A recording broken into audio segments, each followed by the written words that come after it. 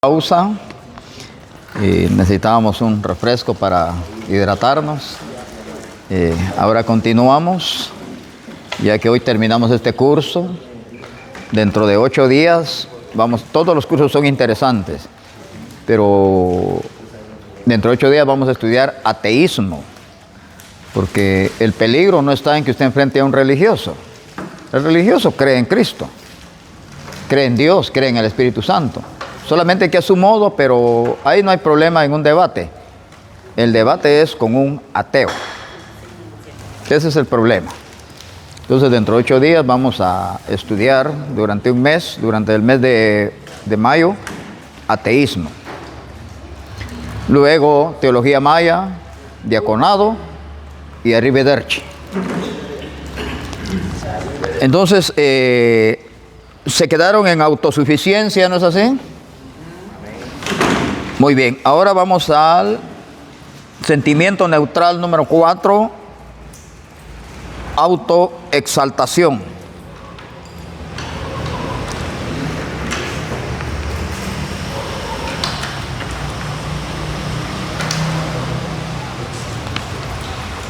En la autoexaltación, lo que resalta es el yo.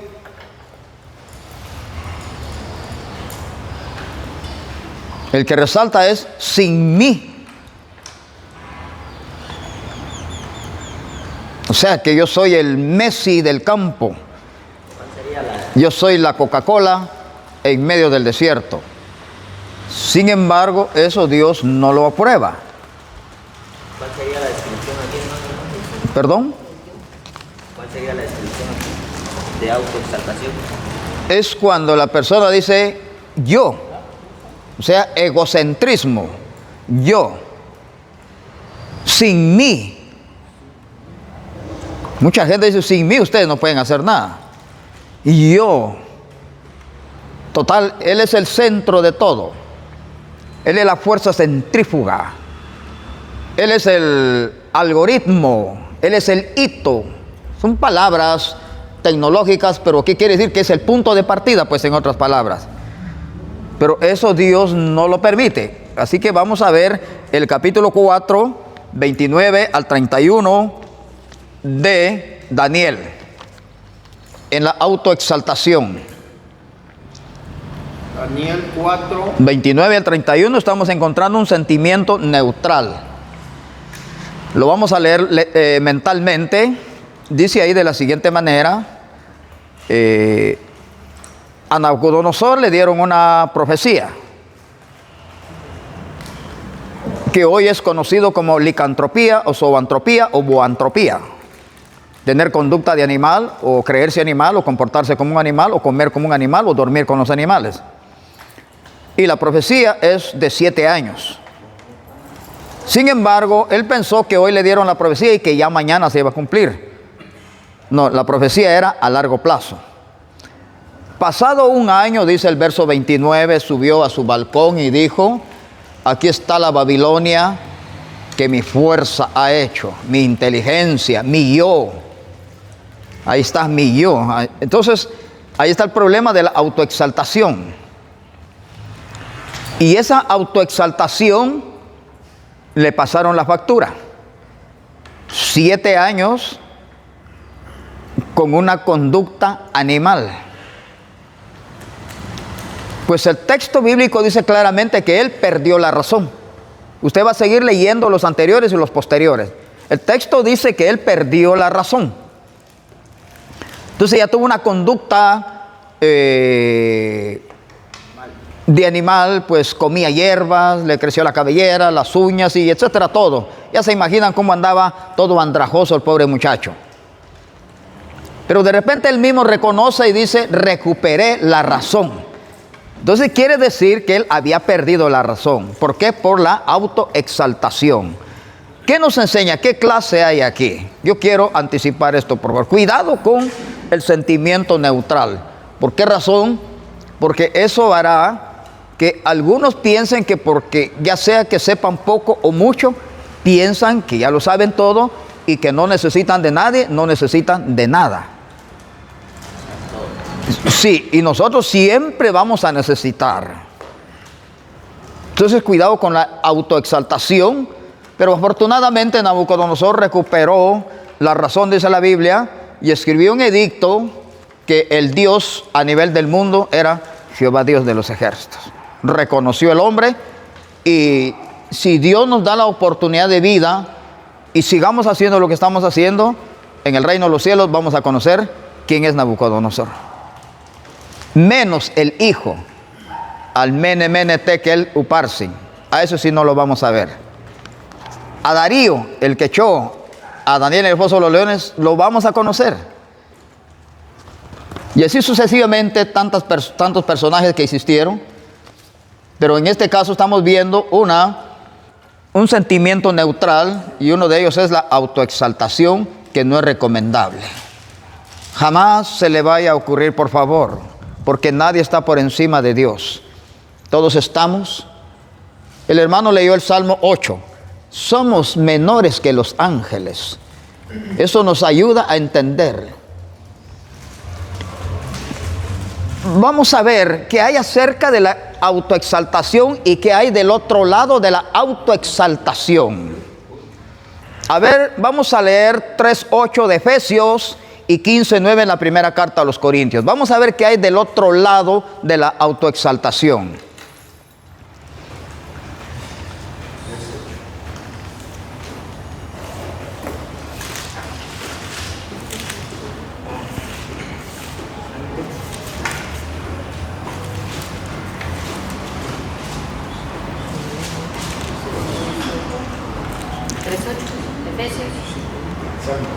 A mí, que soy menos que el más pequeño de todos los santos, me fue dada esta gracia de anunciar entre los gentiles el evangelio de las inescrutables riquezas de Cristo. Tome nota, ¿cómo se considera? Él está del otro lado de la autoexaltación. Él dice que hay pequeños, pero es el más pequeño que esos pequeños. El 15:9 en los Corintios. Primera era. 15:9. Porque yo soy el más pequeño de los apóstoles, que no soy digno de ser llamado apóstol, porque perseguí a la iglesia de Dios. Ahora vamos a ver una carta magna. 1 Timoteo 2:7 y 2 Timoteo 1:11. 2:7. Este sí digo yo que es el líder de la iglesia. 2:7. Sí, primera carta. Para esto yo fui constituido predicador y apóstol. Digo verdad en Cristo, no miento, y maestro de los gentiles en fe y verdad. A este sí le aceptaría yo que digan que él es el líder de la iglesia, porque él fundó iglesia. Pedro no fundó iglesias. Pero no me leyeron la segunda carta en 1:11. 1:11 dice, del cual yo fui constituido predicador, apóstol y maestro de los gentiles. Oiga, ¿quién es su predicador? ¿Quién es su apóstol? ¿Quién es su maestro? El apóstol Pablo. Carta magna, porque él fue constituido. Pero como el hombre dejó de existir, falleció, pero ahora quedaron sus 14 cartas. Pero en esas 14 cartas, mucho cuidado, no las escribió porque él quería. En 14:37 en la primera carta a los Corintios dice que lo que él escribió, lo escribió por mandamiento de Dios. En 1:12 de Gálatas dice que lo que él escribió, lo escribió por revelación de Cristo. En 1 de Corintios 2:4-5 dice que lo que él escribió fue por demostración del Espíritu Santo. Así que tiene 3 fuentes. Así que no es Pablo el que me está enseñando, sino que Padre, Hijo y Espíritu Santo a través del apóstol. Pero tomen nota la constitución. Yo fui constituido 2 veces, dice él, maestro, apóstol y predicador de los gentiles. Sin embargo, con ese gran cargo, es una categoría, era para sentirse Superman. No, ustedes leyeron en el 8 del 3, yo soy el más pequeño entre los pequeños. Yo soy, 2 veces dice que él es pequeño y se considera como un abortivo nada más. Eso es lo que hay del otro lado de la autoexaltación. Así que entonces vamos a tener cuidado con la autoexaltación, porque apenas es un sentimiento neutral. Así que vamos al número 5, sobreestimación.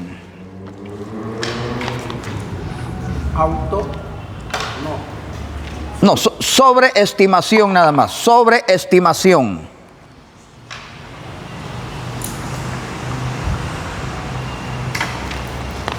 Valorarse por encima de su verdadero valor.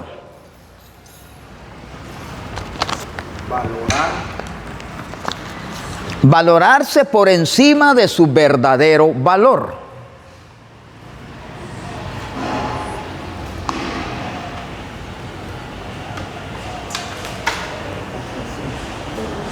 La Biblia prohíbe que nos valoremos por encima de nuestro verdadero valor. Eso se llama sobreestimación. Valorarse por encima de su verdadero valor. Refiriéndome a usted. O refiriéndome a mí, valorarme por encima de mi verdadero valor. Eso me lo prohíbe la Biblia. Ahora vamos a ver Mateo capítulo 23, en su versículo 12.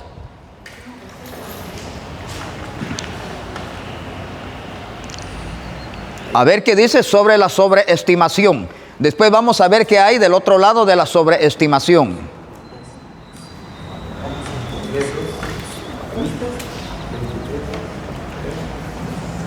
Porque el que se enaltece será humillado y el que se humilla será enaltecido. Tome nota.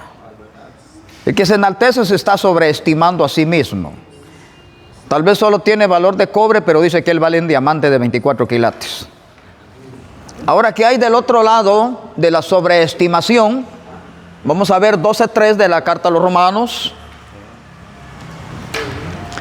O en la segunda carta a los Corintios 4:5. Romanos 12:3. O en la segunda carta a los Corintios capítulo 4, versículo 5. Digo pues, por la gracia que me es dada, a cada cual que está entre vosotros, que no tenga más alto concepto de sí que el que debe tener, sino que piense de sí con cordura, conforme a la medida de fe que Dios repartió a cada uno. Muy bien, qué bendición. Es que eso está tremendo, esto que hay del otro lado de la sobreestimación. Y en la segunda carta a los Corintios 4:5, lo que está del otro lado de la sobreestimación. Porque no nos predicamos a nosotros mismos, sino a Jesucristo como Señor, y a nosotros como vuestros siervos por amor de Jesús. Muy bien. Una recomendación es esta, con todo respeto a los siervos de Dios, porque respetamos la posición de cada persona. Pero una sugerencia no está de más. Cuando usted vaya, lo invite a campaña, a cualquier lugar, acción de gracia. Y ya deje de estar dando su nombre, de su familia, sus abuelos, sus nietos, sus tataranietos, sus números de teléfono, cuántas mujeres tiene. Es que la gente no quiere escuchar nada de su vida. 12:23 en adelante del libro de Hechos dice que cuando Herodes dice que él quería predicar, en su Biblia dice arengar, y la gente decía palabra de Dios queremos, ese señalamiento lo condenó y fue comido de gusanos. 12:23 de Hechos en adelante. Entonces, cuando nosotros vamos allá, claro que por educación, que Dios les bendiga, buenas noches. Pastor, muchas gracias por confiarme en este lugar. Y le ruego, vamos a la Biblia, etcétera, etcétera. Y luego que le hemos leído el texto, bueno, cerremos la Biblia ahora y vamos a orar y a dar un mensaje, porque el patrocinador me dice si predico 1 hora, 40 o 30 minutos o 20 minutos, mi patrocinador me dice cuánto debo predicar. Ahora si me dice, dele usted lo que usted quiera, entonces como máximo yo 40, como mínimo 30 minutos. Porque yo respeto a los pastores allá en su comunidad que están viendo. Entonces eso es lo que tenemos que entender. Pero es que se me va a ir como unos 10 o 15 minutos yo diciéndole, yo vengo de tal lugar, mi agenda está llena hasta 2029. Y eso causa un daño psicológico en algunas personas que ni siquiera a un velorio los invitan. Entonces la persona se va a sentar y va a decir, ay Dios, entonces a mí no me llamaste Señor, porque aquel tiene su agenda hasta el 2029 y a mí ni la hora me dan. Entonces mejor, Señor, quédate con tus escogidos y yo me voy. De todos modos, si me voy al infierno, me voy. Pero no te olvides que te lo voy a reclamar en aquel día cuando me eches al infierno. Eso está tremendo. La sobreestimación puede dañar a otras personas. Yo he escuchado, hermano, porque querés no llegas ni a bicicleta, mira yo cuántos carros tengo. Si la Biblia dice muy claro en el capítulo 22 del libro de Proverbios 1, 2 y 3, al pobre y al rico Jehová Dios los hizo, dice. Entonces no tenemos por qué cuestionar a Dios, porque el rico es rico porque existe el pobre. Si no existiera el pobre, ¿quién va a trabajar el campo? Nadie. Él no, si agarra el machete le salen callos. Entonces, pero también yo necesito que exista el rico, porque si no, no tengo trabajo y cómo hago para llevar para el sustento. Así que ambos nos necesitamos. Pero lo duro del caso es que cuando morimos, ni el rico ni yo nos llevamos nada. Ahí vamos al mismo lugar. Entonces, esto es lo que debemos de comprender. Entonces, no hay sobreestimación, porque debemos de cuidarnos, que a quien tenemos que presentar es al Señor Jesucristo. Bueno, esto no termina ahí. Yo le dije a ustedes que supera los 250 y más y más y más y más. Esto va a ser un trabajo personal de ustedes, que van a encontrar cuántos tipos de sentimientos, emociones y fobias existen, y van a tener eso en su haber, o sea, en su archivo, para usted poder ver, aunque hay enciclopedias psicológicas. Yo tengo una enciclopedia ahí de psicología, donde me menciona causa, efecto y etiología. Pero usted lo va, de un mejor modo lo va a obtener en las redes ahorita, que hay todavía la tecnología. Lo que recuerde es que la tecnología dice en 13:8 en la primera carta a los Corintios que va a terminar. Y si la Biblia dice que va a terminar, tenga cuidado. No estoy en contra de que el que lee su Biblia en un celular, porque ahorita todos los predicadores ya no predican con Biblia, sino con celular. Pero el asunto es, ¿qué pasa cuando se va la señal? ¿Qué pasa cuando se queda sin batería el celular? Ahí está el problema. ¿Qué pasa cuando se va la luz? Se sufre no por lo que uno no sabe, sino porque ya ella no se predica, sino que se grita. En cierta ocasión, acaba de ser aquí por San Julián, estuve predicando y se fue la luz. Entonces yo ya no prediqué, sino que grité para que la gente me oyera.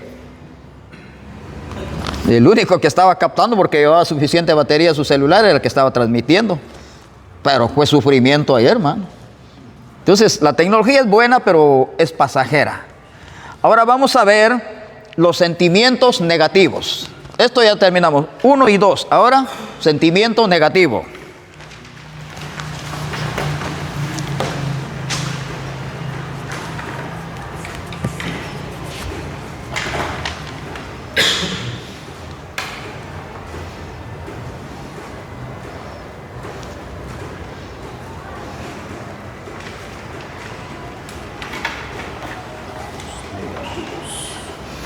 Bueno, número 1, envidia.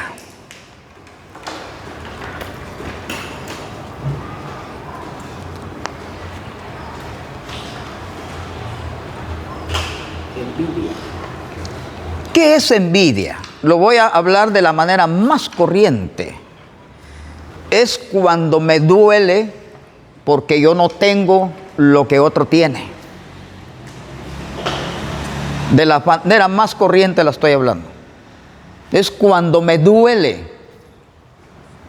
que yo no tenga lo que otro tiene. Y lo codicio, pero no viene.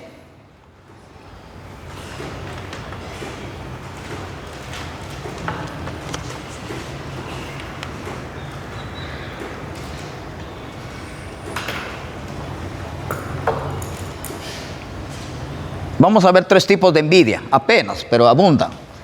Vamos a escribir Génesis 26:14.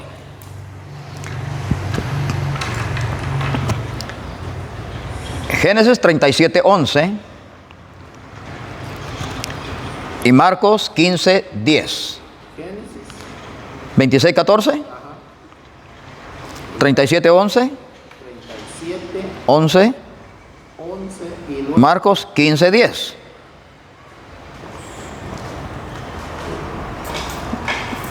¿Qué había en los filisteos? Dice que había envidia. El primer versículo. ¿Qué había en los hermanos de José? Dice que había envidia. El 15:10 que acaban de anotar ahí, ¿qué había en los fariseos? Envidia. Entonces no fue por otra cosa que vendieron a José, sino por envidia. No fue por otra cosa que mataron a Jesús, sino por envidia. Entonces la envidia es un mal terrible en las personas. Abundan los pasajes bíblicos en el Nuevo Testamento donde piden que nos guardemos de la envidia, porque ningún envidioso va a entrar al reino de los cielos. Así que el apóstol Pablo dice en 6, 7, 8 de la primera carta de Timoteo: desnudo venimos y desnudo nos vamos. Nada trajimos y nada nos llevamos. Una conformidad excelente. ¿Qué hay detrás o del otro lado de la envidia? Sí, es que eso es lo importante. Que la envidia es un mal, es mental, es psicológico, es un sentimiento. Que porque aquel tiene y yo no lo tengo, a mí me duele. Y caigo en la envidia. Entonces los filisteos se caracterizaban por la envidia. Los hermanos de José se caracterizaban por la envidia. Los fariseos se caracterizaban por la envidia. Punto número 2. Egoísmo.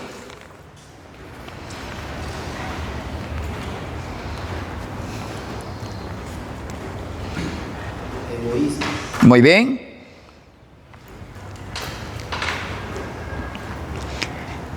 ¿Conocen ustedes un dicho muy coloquial? A ver, ¿quién de ustedes se recuerda si me puede ayudar con el dicho del asadón? Solo para adentro, nada para afuera. Vaya, ya me entendieron. Con esa palabra común o frase común, ¿cómo es el egoísmo? Pero le vamos a dar una descripción bíblica. Ezequiel 34, 18. Zacarías 7, 6. Ezequiel 34, 18. Zacarías 7, 6.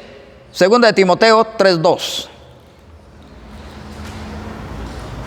Vamos a leer mentalmente 34, 18 de Ezequiel. El egoísta le gusta tener la barriga llena, le gusta tener la bolsa llena, aunque otro no tenga ni una moneda de 5 centavos en su bolsa. Le gusta tener la barriga llena, aunque aquel no tenga ni siquiera una bolsa de agua pura dentro de su estómago. Vamos a ver qué dice 34, 18 de Ezequiel, lo vamos a leer mentalmente.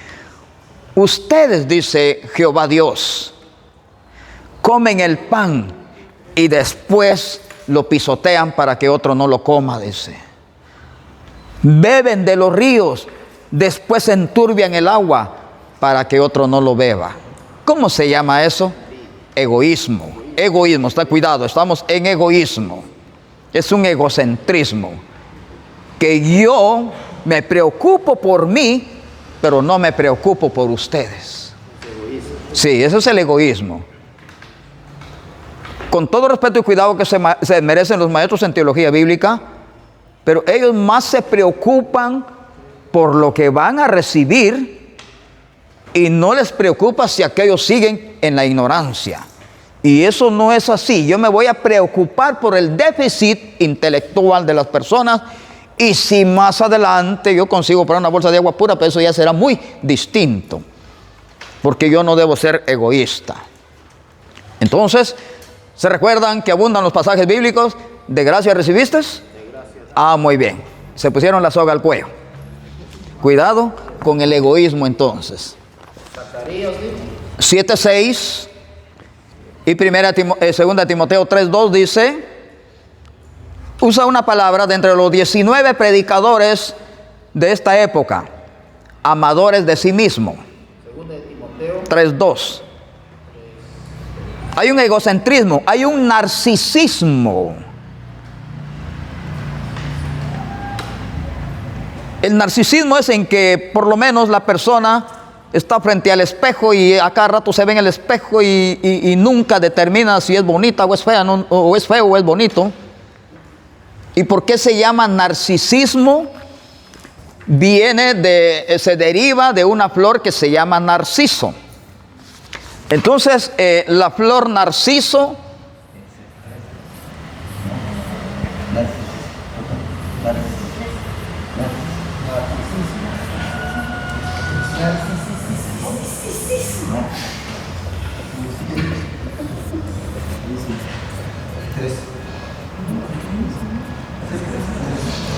el narciso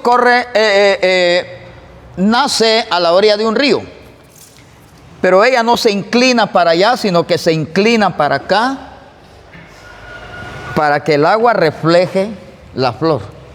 Pero esa es la naturaleza de narciso. Entonces ahora el narcisismo está en que la gente ya vio que las personas, si quieren publicar sus fotos, le ponen filtro.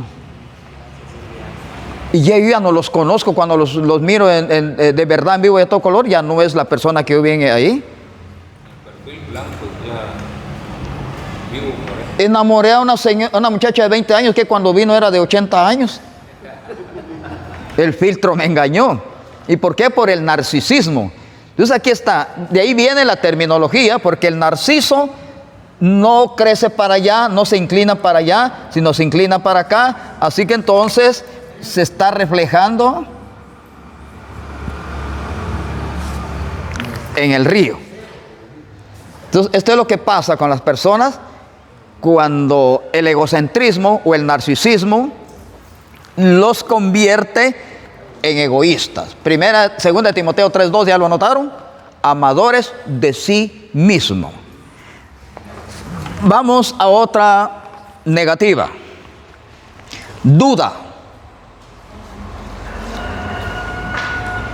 3. Ajá.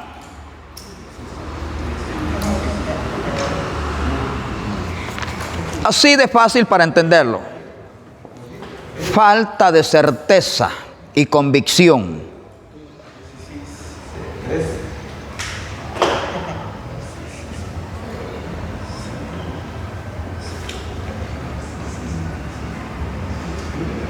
Falta de certeza y convicción.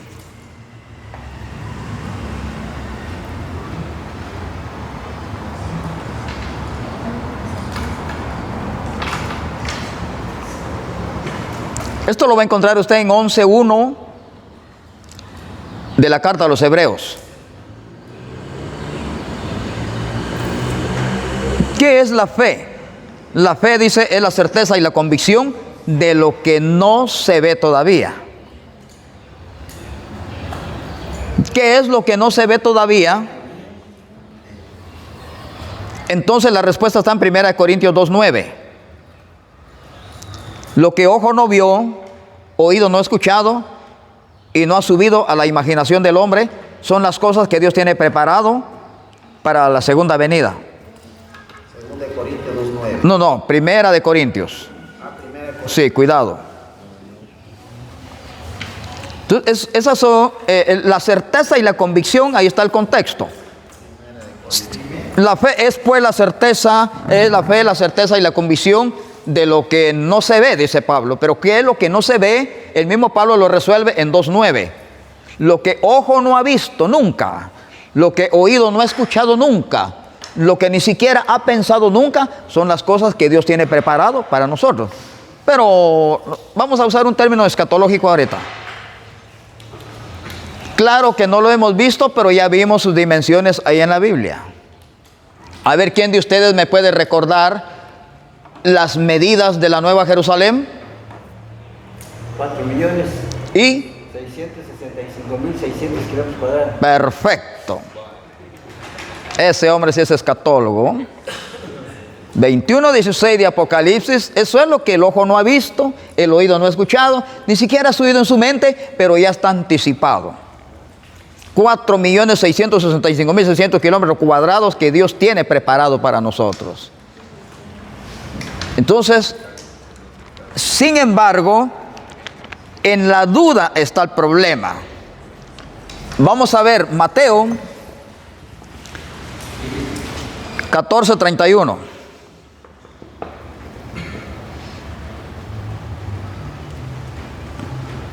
Juan 20:25. Juan 11:39. Repito, Mateo 14:31. Juan 20:23. 11:39, mismo libro. ¿De quién es la hojita?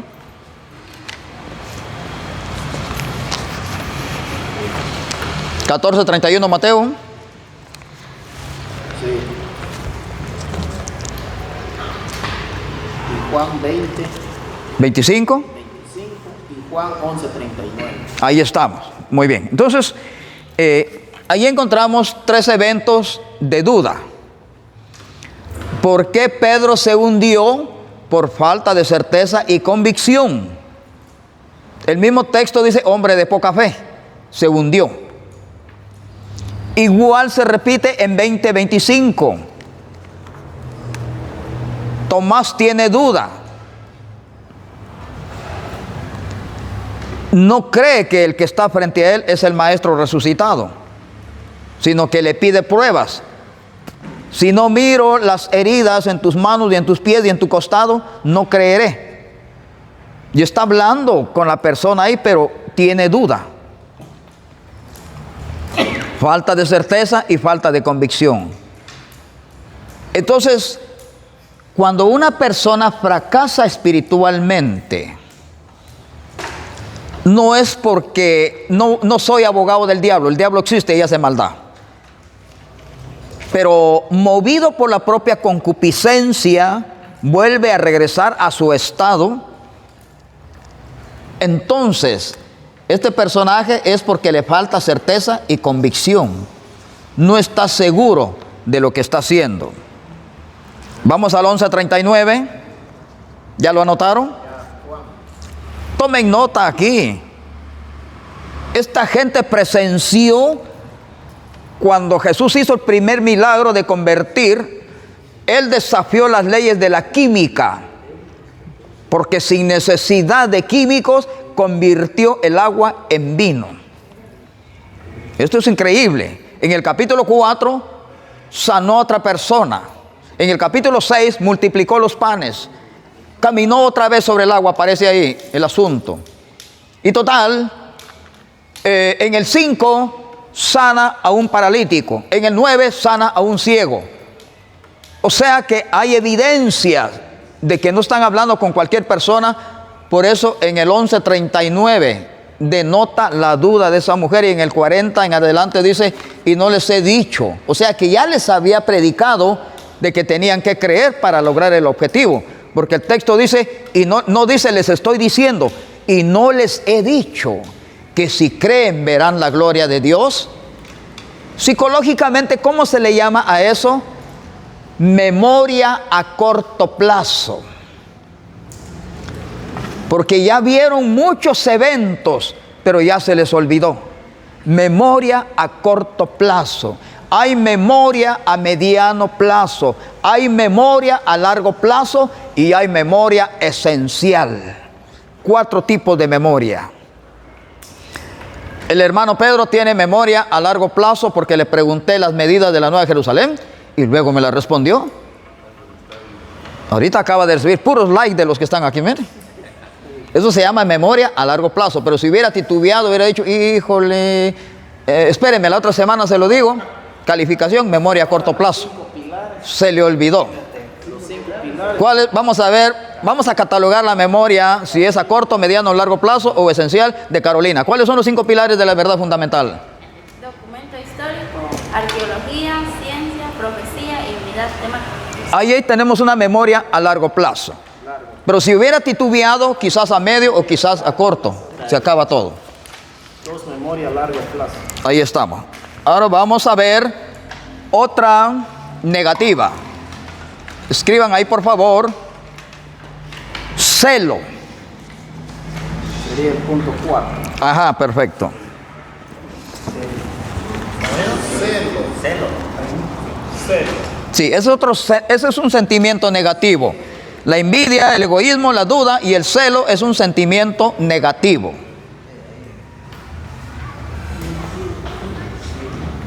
Y ese nos hace convertirnos en fariseos, porque nos paramos en la puerta, no entramos ni dejamos entrar. Eso es lo que significa el celo. En un fariseo. Sí, es que no es teológico, no, sino patológico. Entonces, vamos a ver pasajes bíblicos que nos van a enseñar. Números 11:29. El muchacho Josué cayó en esta trampa. 11:29. De Números 11:29. Los apóstoles cayeron en esta trampa. Lucas 9:39. Lucas 9:39. El hijo mayor cayó en esta trampa. Lucas 15:28. 28.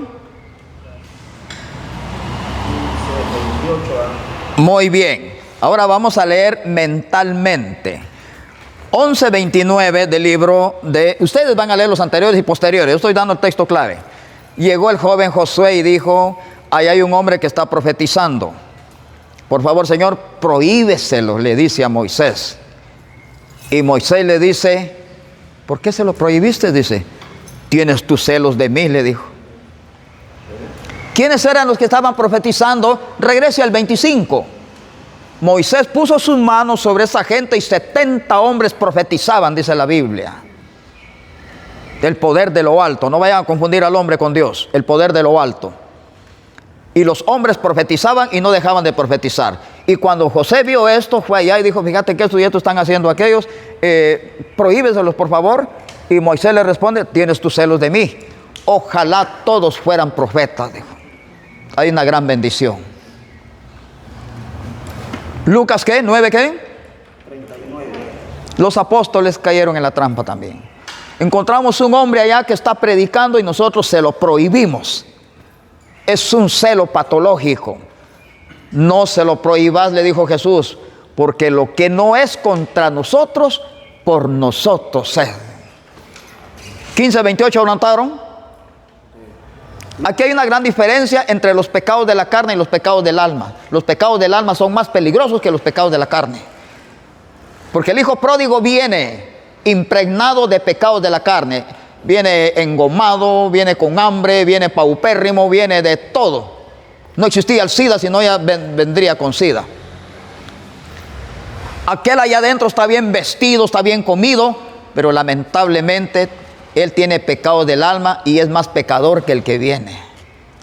Se enojó y sintió celo porque el papá le dio la bienvenida. El asunto es esto, que muchos manejan esto y vamos a tener cuidado, porque el hijo pródigo una vez fue y regresó, pero ya no volvió a salir. Esa parábola nos enseña que hay que nuestro sí sea sí y nuestro no sea no, de acuerdo a Mateo 5:37. Que nuestro sí sea sí y nuestro no sea no. El muchacho de la parábola regresó de donde estaba, pero ya no volvió a ese lugar. Sin embargo, el que estaba allá adentro tenía varios pecados del alma: celo y mentiroso.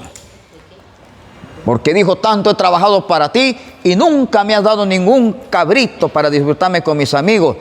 Mentiroso, porque en la parábola dice que el papá les dio a cada uno su parte. Ahora, ¿por qué no agarró de su parte y fue a comprar su cabro para comer? Porque tenía otro pecado. Ya es grande y todavía depende del papá. Y ese es el problema hoy. Que hay gente que ya es grande, ya tiene bigote y todavía depende de papá. Ese es el problema, se está dando cuenta. Él quiere que el papá le dé un cabrito. ¿Y cuál cabrito? Sí, el texto dice que le dio sus partes iguales a cada uno. Aquel se lo fue a acabar allá. Él lo tiene guardado, no sé dónde lo tiene guardado, pero todavía depende del papá. Entonces, con todo respeto, el que está más amolado es el que estaba dentro de la casa y no el que venía de regreso. Entonces, el celo es tremendo. Ahora vamos a ver el otro negativo: miedo.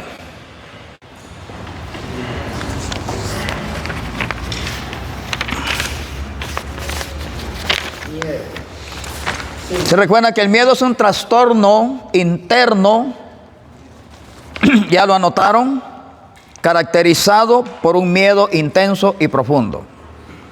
Es un trastorno interno caracterizado por un miedo intenso y profundo.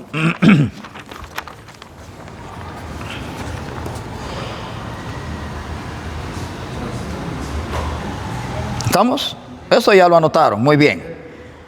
Ahora vamos a ver 9 tipos de fobia, pero no son solo eso, hay bastantes. Pero es necesario darlos a conocer. No se preocupen, en unos 20 minutos lo vamos a realizar y nos vamos.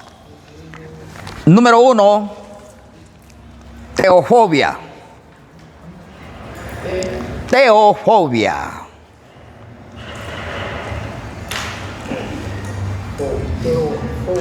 Teofobia. Primer punto.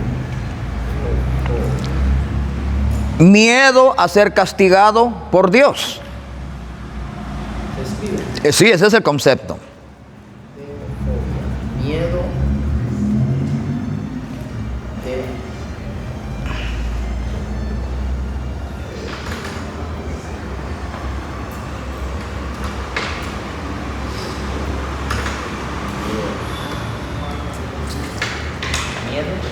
de ser castigado por Dios.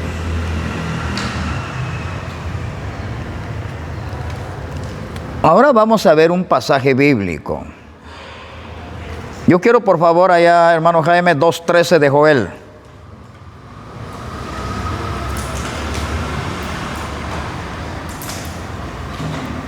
Y los dos personajes que le voy a presentar, ¿a qué le tenían miedo?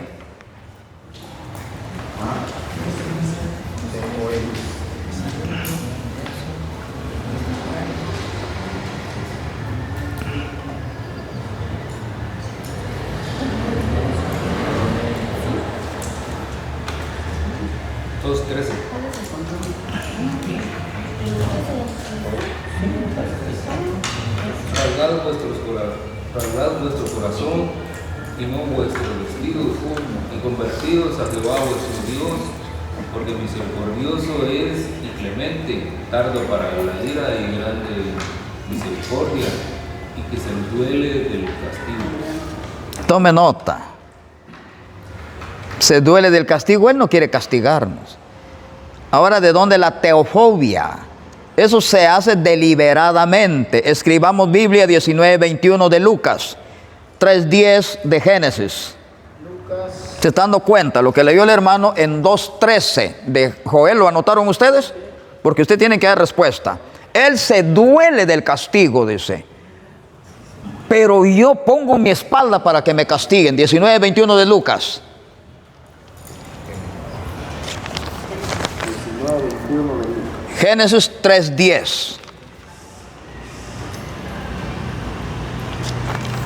Es que este es un trastorno interno caracterizado por un miedo intenso y profundo, pero es mental. Ya leímos que Dios se duele del castigo, pero yo prefiero ser castigado. 19:21 de Lucas, vamos a leer mentalmente. El hombre está entregando cuentas, pero no las entregó como tenía que entregarlas, porque dice que enterró lo que le habían dicho que tenía con qué trabajar. ¿Y qué dice él? El pez por la boca come y el pez por la boca muere. Yo sabía que tú eres un hombre severo, que recoges donde no sembraste, cosechas donde no es tuyo. Así que ahí está, tenía enterrado tu talento, tómalo. Si sabías, dice, que yo era severo y todo, entonces, ¿por qué no tan siquiera pusiste mi talento en el banco para que yo recibiera intereses? O sea que deliberadamente, dice el texto en la parábola, échenlo. Y ahí será el lloro y crujir de dientes. ¿Se están dando cuenta? Liberum arbitrium. Voy a escribir esta palabra. Espérense un momentito.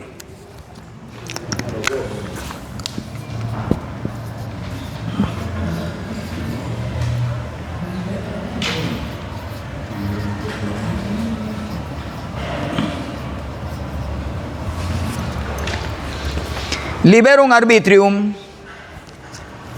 Es una palabra latina que quiere decir libre albedrío. La palabra libre albedrío no lo va a encontrar en la Biblia, pero sí un concepto real. Libre albedrío viene del latín liberum arbitrium. Y liberum arbitrium quiere decir libertad de escoger, libertad de decisión. Es el libre albedrío. Ese es el libre albedrío. Es el liberum arbitrium. ¿Dónde está? 34:4. Job, escoge en qué juicio vas a estar. Cuando el Señor dice, hermano Jaime, escoge en qué juicio vas a estar, Él quiere que usted esté en un lugar de tormento. ¿Quién lo escogió? El mismo hombre. Por el liberum arbitrium, o más conocido como libre albedrío, o más conocido como voluntad. La palabra voluntad en griego se escribe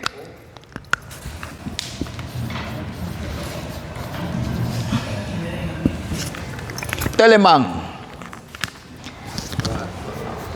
Y la palabra telemán quiere decir libertad de decisión. 30:15 al 19 de Deuteronomio. He aquí pongo por testigo tierra, sol y mar y todo. Escojan la vida o la muerte, la bendición o la maldición, el bien o el mal. 30:15 al 19, Deuteronomio. Ahí a usted le van a hacer la pregunta, por favor. ¿En qué lugar de la Biblia dice libre albedrío? Usted va a decir no, porque viene de un latín liberum arbitrium, que es del griego telemán, libre decisión, libre escoger. Usted lo toma o lo deja, en otras palabras, y se llama voluntad, telemán.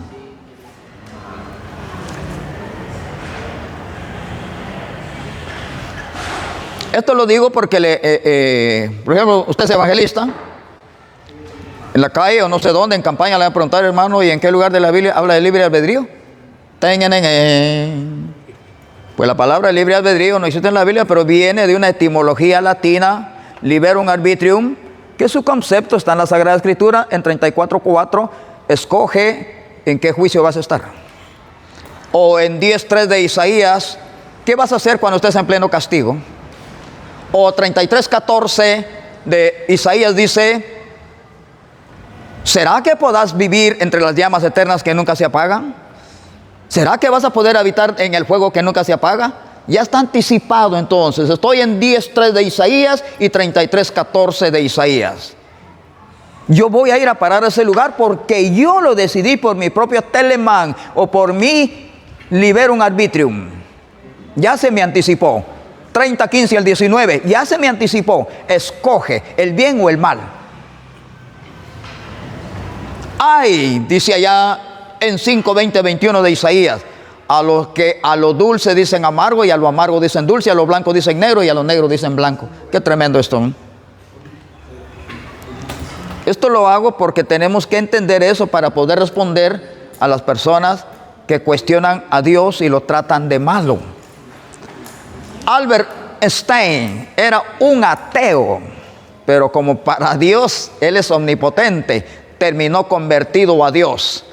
En su última exposición, Albert Einstein, le preguntaron sus alumnos, si Dios existe, ¿por qué existe el mal?, le preguntaron.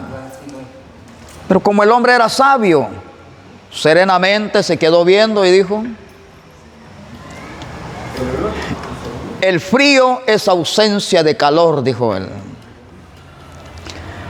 La oscuridad es ausencia de luz. El mal es ausencia de Dios en el corazón de los hombres, dijo. Dejó con la boca cerrada a todos. ¿Te dando cuenta? Fue el hombre que descubrió la bomba atómica. Pero ¿cómo terminó? Humillado delante de Dios. Blaise Pascal dijo de otro modo: prefiero equivocarme creyendo en un Dios que no existe, que equivocarme no creyendo en un Dios que existe, porque cuentas voy a entregar, dijo Blaise Pascal, el creador de la famosa calculadora. Entonces hay evidencia de personas que no fueron cristianas, que estaban en contra de Cristo y que al morir se convirtieron a Cristo. Ahora, gracias a nosotros que ya somos nacidos en Cristo, bendecimos a Dios por eso. Muy bien. Entonces, eso es en cuanto a la teofobia. Sigamos viendo. Solo les voy a presentar 9 y nos vamos. Cristofobia. Miedo mesiánico. Cristofobia, miedo mesiánico. Y escribimos Marcos 11, 18.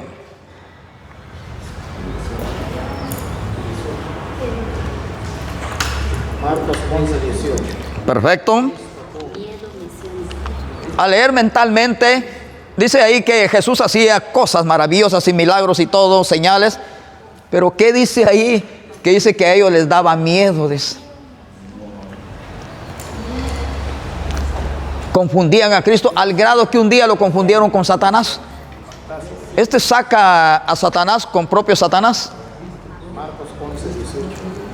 Ahí estamos, Marcos 11, 18. Usted va a leer ahí en el texto bíblico que en lugar de que les causara gozo y alegría, decir, este sí es el verdadero Dios, les daba miedo de acercarse a Cristo. Les entró una cristofobia. Ahora, ¿quién metió todo eso? Hay alguien que trató de meterse en la mentalidad de esa gente. Eso es en cuanto a la cristofobia. Vamos al número 3. Bibliofobia. Bibliofobia.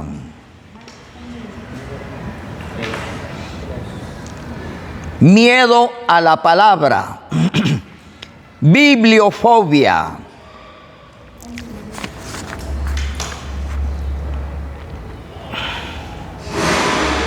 Algunos tienen miedo de leer la Biblia, ¿no? Va, ¿se está dando cuenta? Fui a una casa y leí la Biblia a un joven para que la leyera. Invite a alguna persona a leer Apocalipsis, lo espanta. Solo tiene 22 capítulos, 404 versículos, 11.281 palabras. Solo decir eso les da miedo a la gente. A mí me han dicho, no, hermano, yo prefiero leer donde Cristo está haciendo milagros y todo, porque leer Apocalipsis me da miedo. Eso se llama bibliofobia y está ahí, ¿ya anotó 9:32 de Marcos? Por favor, Yanalí, lo vamos a leer, 9:32 de Marcos. Ya vamos terminando.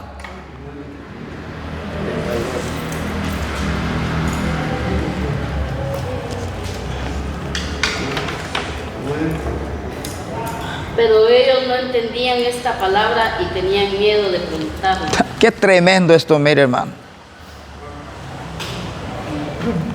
Y es que esto es psicológico. Le voy a decir esto. Algunos no preguntan por miedo. Otros no preguntan por orgullo. Otros no preguntan por vergüenza. Otros no preguntan por egocentrismo. Hay varias maneras por qué no preguntan.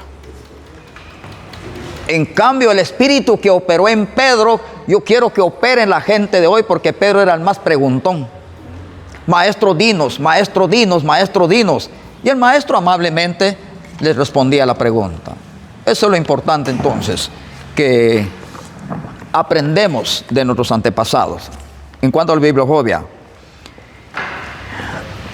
Adeofobia. Lo voy a anotar aquí porque...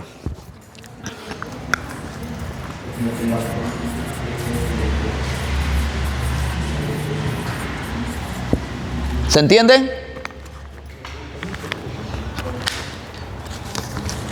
Adeofobia.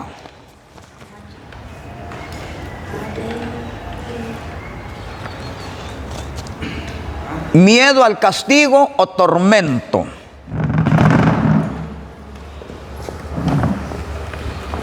Biblia 8:29, hasta los demonios tienen adeofobia. 119:20, los seres humanos tienen miedo. al castigo también. Pero el asunto es, 119, versículo 20, por favor, vamos escribiendo ahí, 8:29 del libro de Mateo. Salmo 119, versículo 20 y Mateo 8:29. Salmo 119. Versículo 20. Los seres humanos tienen miedo al castigo, al juicio, comparecer. También los demonios tienen miedo a comparecer. Pero dejemos un rato en paz a los demonios. Le tenemos miedo al infierno, pero vivimos como que si no existiera el infierno. Le tenemos miedo al juicio, pero vivimos como que si no va a haber juicio. Y eso es uno de los errores de nosotros. Ya habían las fiestas paganas. Aquel que predicaba sobre el infierno ahora está involucrado en una fiesta pagana. Y si le pasara algo en esa fiesta pagana, ¿qué va a hacer? Yo no puedo ir a su velorio a decir, ya el Señor lo tiene en sus brazos, si se murió haciendo no la voluntad de Dios. Ese es el peligro. 19, versículo 20, el otro. Versículo 20, vamos a leer, Yanalí, vamos a ver qué es la adeofobia. El versículo 20, 119. Carolina, 8:29, Marcos.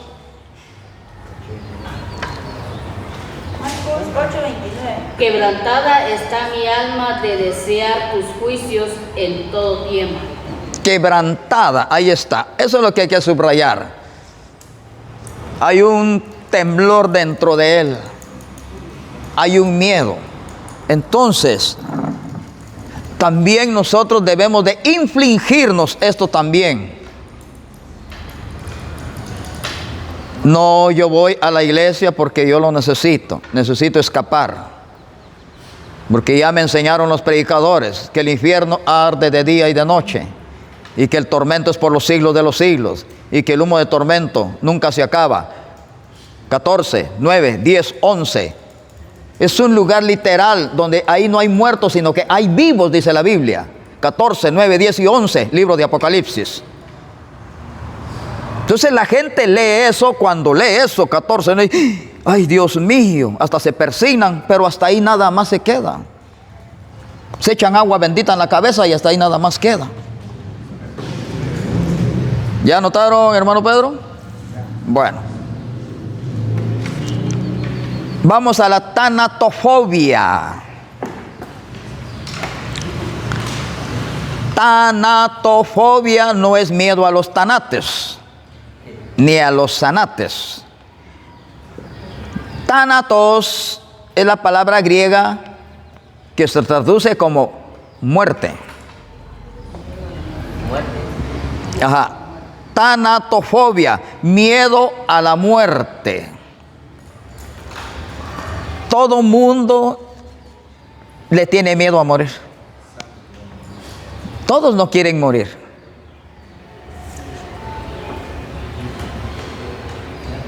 Yo no quiero morir, pero porque yo quiero continuar con esto que estoy haciendo.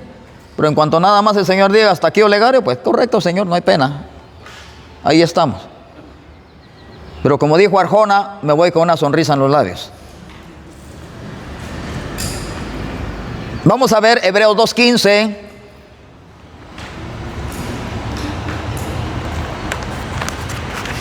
Hay tanatofobia en el pueblo de Israel, pero no emparejan la nave. ¿Qué hacemos? Léame 2:15 de la carta a los Hebreos, por favor. Anoten ustedes en lo que el muchacho lee. 2:15. ¿Ya? Bueno.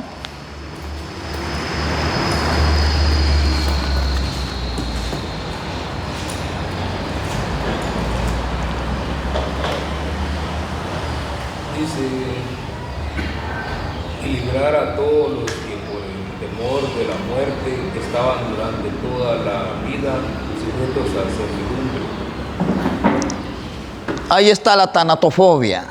La gente ayer, hoy y mañana tiene miedo a morir. Pensemos en la lógica, pero no tienen miedo a que hay resurrección. Tenemos que pensar qué ocurre después de la muerte, no durante la muerte, sino después de la muerte.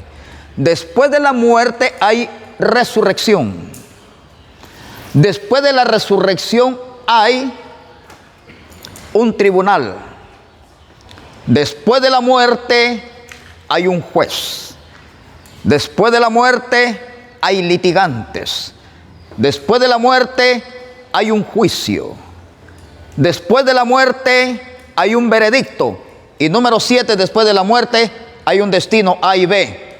Tormento eterno o paraíso eterno.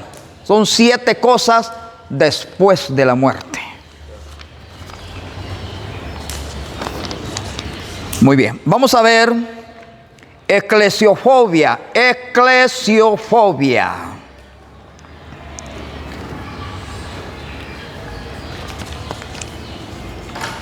Eclesiofobia. Miedo a los lugares sagrados. Génesis 28, 17.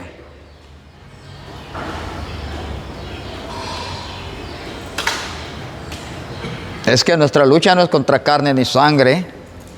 Génesis 28, 17. Y vamos a ver si ya terminó de escribir Carolina. Lo vamos a leer. 28. 17.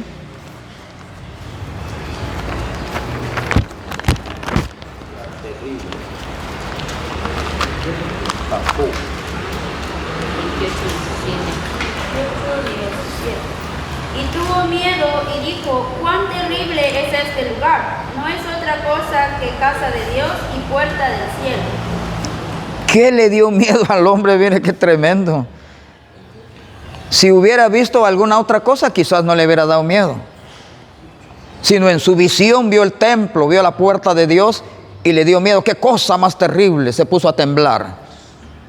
Eso se llama, en términos hoy de fobia, eclesiofobia. ¿Ya notaron 28, 17? Bicafobia.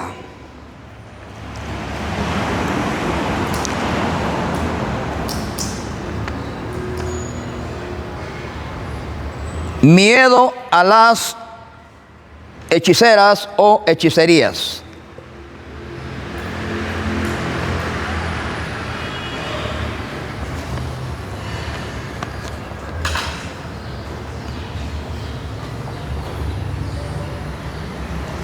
Miedo a las hechiceras o hechicerías. Citemos Biblia. Miqueas 5:12, Isaías 44:25. Pero ustedes van a leer todos los capítulos, por favor, completitos. 5:12, leyendo todos los anteriores y posteriores. Isaías 44:25, leyendo anteriores y posteriores. Levítico 19:31, leyendo anteriores y posteriores.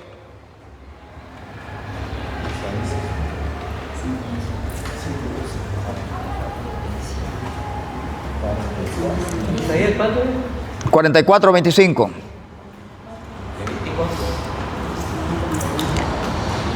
13:1 al 8, Deuteronomio.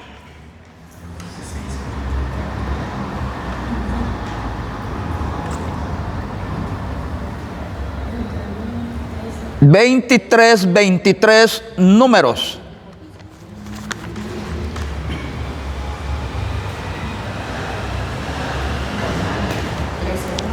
13:2 Nehemías.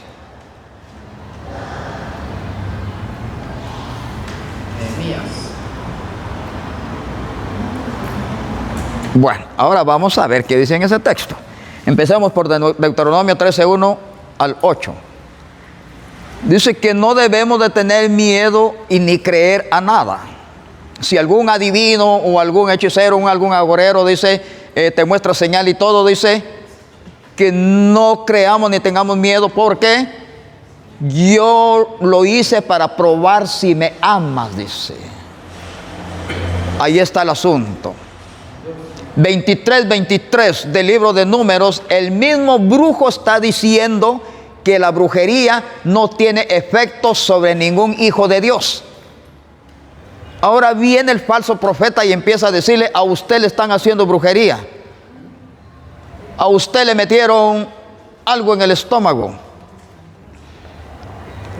Pero el mismo brujo Balaam, porque 13:22 de Josué dice que Balaam era brujo, pero también se disfrazaba de profeta de Dios. 44:25 de Isaías dice que Dios aplasta todos los trabajos de los brujos. 13:2 de Nehemías dice que Dios convierte la brujería en bendición para un hijo de Dios. Entonces, en todos los textos que ustedes redactaron ahí, les va a servir para brindarle la consejería a una persona, porque cuando a alguien le dice que lo están brujeando, su autoestima baja mucho. Entonces, en todo esto vamos a tener mucho cuidado de lo que estamos hablando. Ahora el 19:31 dice claro, de Levítico, que ustedes ya lo notaron, cuidado con estar consultando con adivinos. Pero la gente en su desesperación consulta a los adivinos. Ahora, ¿a dónde lleva consultar a un adivino?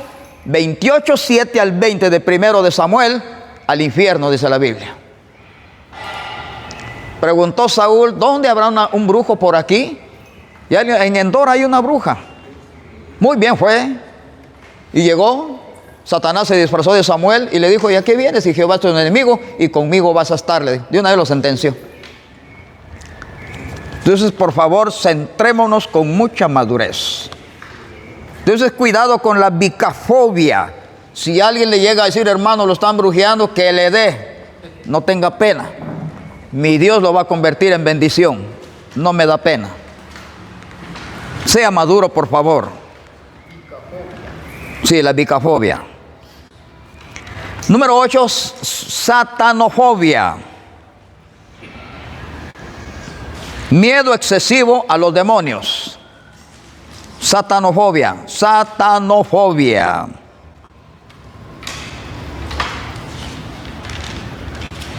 Job 4:14 al 16.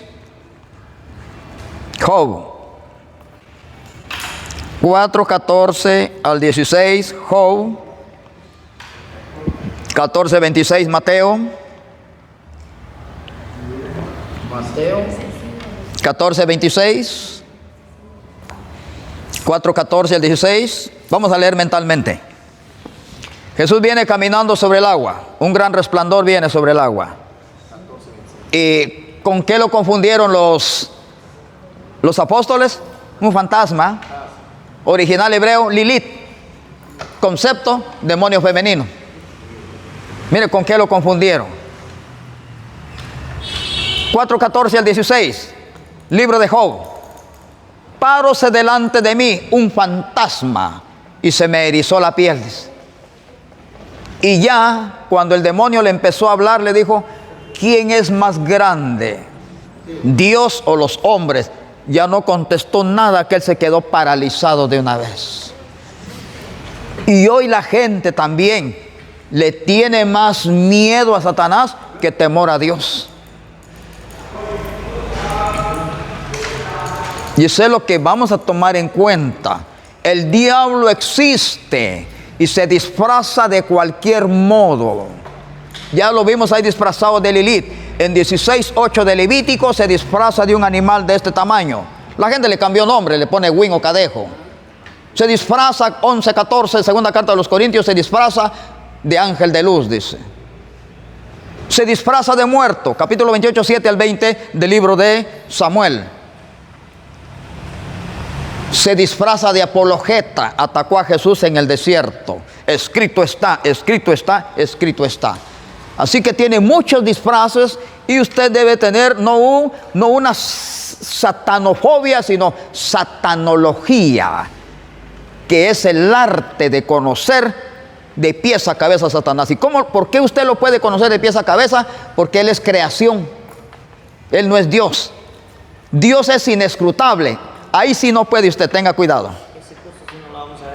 ¿Perdón? Ese curso sí no lo vamos a ver. No, porque siempre se ha dado en todos los términos que hemos dado, satanología. Solamente tiene usted que preguntar nada más, pero yo le estoy diciendo aquí, Satanás está sujeto, como es ser criado, está sujeto a sus emociones. Por ejemplo, en 4:7 leamos mentalmente que el que hace la voluntad de Dios, él huye. O sea, es miedoso. En Santiago 2:19, el que cree en Dios hace temblar a Satanás, dice. En 8:29 del libro de Mateo, le tiene miedo al infierno. ¿Por qué vienes a atormentarme antes de tiempo? Satanás cree en la existencia del infierno, y los predicadores que andan ahí por la calle niegan el infierno. Ahora 23:15 de Mateo dice que el que niega el infierno es doble candidato al infierno. Satanás, siendo Satanás, cree en el infierno y que es mentiroso. Y ahora hay gente que no llega ni a diablo, porque no creen en el infierno. Entonces hay que tomar en cuenta esto. 23:15 de... 23:15 de qué? De Mateo. Bueno, vamos a ver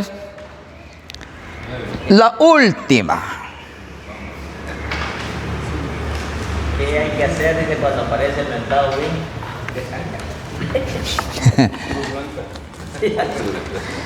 Vamos a escribir un término aquí. Escriban hexaconta, hexafobia. Hexaconta, hexafobia, lo voy a escribir porque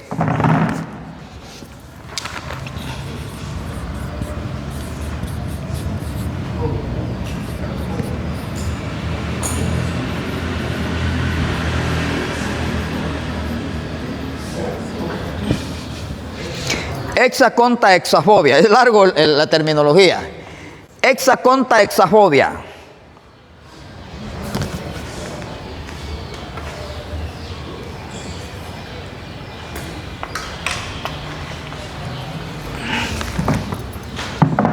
Hexaconta, hexafobia.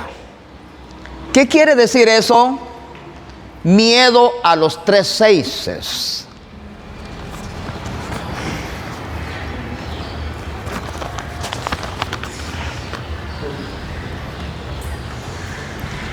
Alguien dijo ahí de manera así como comediante: celos es ver cuernos donde no hay toros.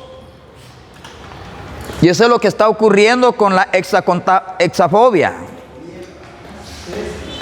Se recuerda que cuando apareció el código de barras, todos dijeron que eran los 3 seises. La vacuna dijeron que eran los 3 seises. Vino la criptomoneda, dijeron que eran los 3 seises.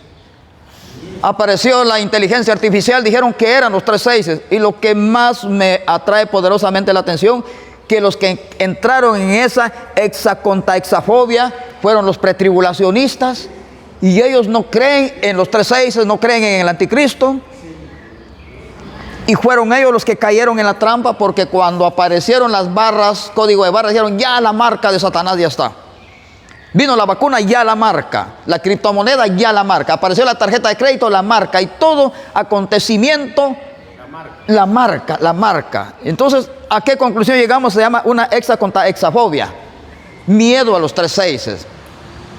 Y, increíble esto, apareció la IA, dijeron que también. Apareció la vacuna. Pero en el año 1796 después de Cristo, vamos a ver quién trajo calculadora. 2026 menos 1796, Estuardo. 1796.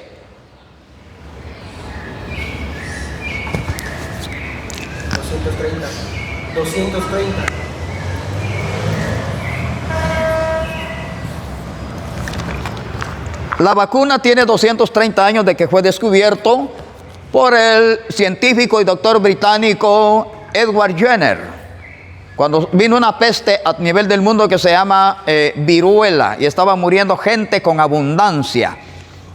Se quedaban en las calles y todo, pero de repente, en su afán por descubrir, porque eso es lo que hace un científico, por eso es que la razón es que usted también en su afán tiene que seguir estudiando la Biblia para seguir descubriendo cosas grandes y ocultas que no conoce. Es importante. Entonces él, en su análisis y todo, de repente fue al campo y vio que los vaqueros y los hijos de los vaqueros sí les salían las ampollitas, pero no morían. Y vio que algunos niñitos al pie de la vaca tomaban leche. Y se dio cuenta y los analizó y sacó una prueba de sangre de la vaca. Sorpresa, ahí estaba la vacuna para la viruela en la vaca. Entonces, de la palabra vaca se deriva vacuna. Si nos pregunta de dónde viene la vacuna, de la vaca, por favor. Entonces tiene 230 años. Y la Biblia dice que el anticristo va a gobernar solo 7 años. ¿Y cómo podemos llamarle a la vacuna que es 3 6? No, muy sencillo. Aquí tenemos una hexa contra hexafobia, que a todos le llamamos los 3 6 y a todos les infundimos miedo a las personas. Entonces tenemos que ver con más claridad esto. Hemos realizado sentimiento, emoción y fobia. ¿Y esto para qué? Para que armonicemos más con la palabra de Dios y estemos prestos y dispuestos a dar respuesta a las personas que todavía tienen duda de algo sobre algo. Así que entonces vamos a dar por concluido. Cita bíblica, no va a dar. No, porque yo lo puse al presente. Yo lo puse al presente. Usted debe de tener, le voy a dar otra idea. Un hombre tuvo una visión, y eso está en las redes sociales. Dice que fue al infierno y vio a un hombre sentado. Y ahí en el infierno hay telas de araña y todo horrible, dice, y el fuego ardiendo. Y el hombre tenía una Coca-Cola en la mano. Y el profeta, entre comillas, que fue al infierno, dice que le dijo, ¿conoces esto? Sí, dice que dijo él. Allá abajo en la tierra, todos los que toman esto ya son míos. Dijo. Infundieron otra vez miedo, ya la gente ya no quería tomar Coca-Cola. Sí, porque de la Coca dice que había hecho pacto con el diablo. Mire, qué tremendo esto. A ver, origen de la Coca-Cola. Había una farmacia que se llamaba Jacob y un naturópata. Ahí vamos a ver. 1800.